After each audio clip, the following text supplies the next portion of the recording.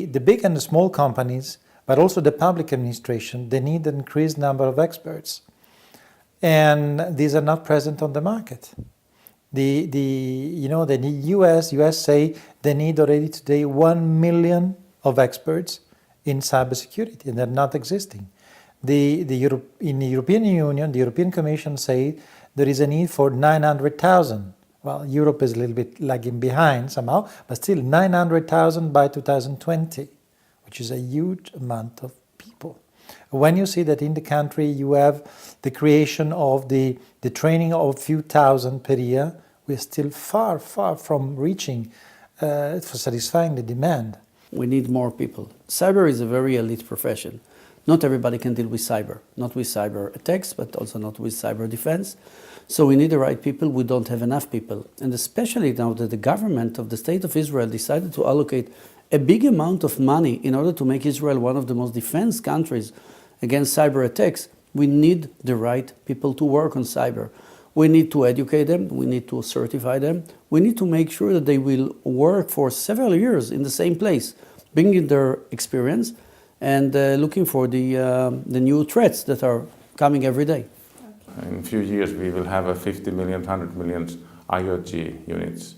And if we don't have a good cyber strategies today, I think it's maybe too late, a little bit later, that we really had to work hard to get all these things and the political level also ready everywhere.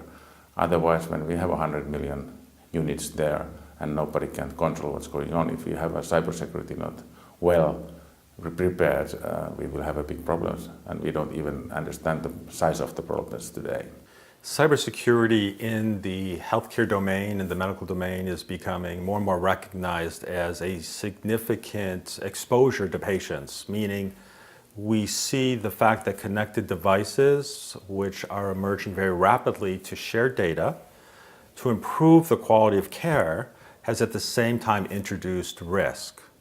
What's interesting is that public health professionals and patient safety professionals have not yet developed the systems and the programs to assess that risk, to assess the exposure of things like malware or intrusions, hacking of hospital networks, or specifically medical devices.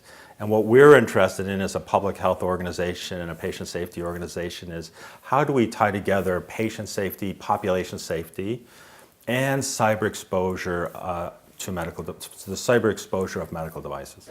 Forward-looking thinking is essential because we should not stay behind the curve. We have to think and anticipate how potential attackers would use vulnerabilities in cyberspace and beyond cyberspace.